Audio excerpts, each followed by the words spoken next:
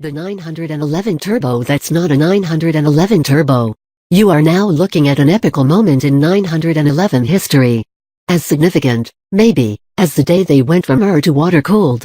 Because now the mainstream Porsche 911 seconds, the Carrera and Carrera S, have twin turbochargers. Meanwhile the Big T Turbo and Turbo S haven't been changed, though they'll get a pumped-up version of this new engine in due course.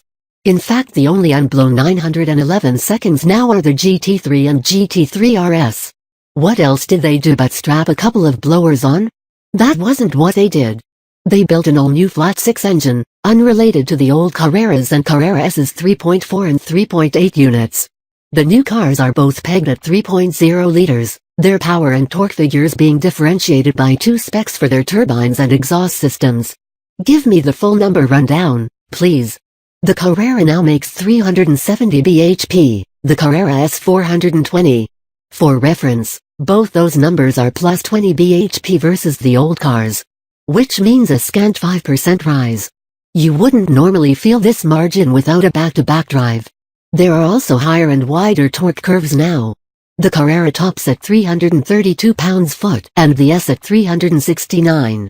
That's an extra 44 pounds-foot for each engine, a 15% rise in the Carrera's case, 11% in the S. Again, those increases per se wouldn't transform the cars, especially when you take into account the neutering effect of longer gear ratios to compensate for the lower red line. So why does Porsche claim it feels quicker? Because thanks to the puffers, that maximum torque is developed at much lower engine revs, as low as 1700 RPM. That's the easily found shove you feel. You can now drive these things like big cube V8s, burbling along with the rev needle hovering around the two. They're less fussy than before about what gear you're in, so they can dig themselves out of a slow corner more effortlessly. And if you do chase the red line, at 7,500 RPM, there is extra performance against the watch. The SPDK, shifting gears without a power interruption, can sling you to 62 miles per hour in under 4 seconds. It's a quick car. And the non-S Carrera?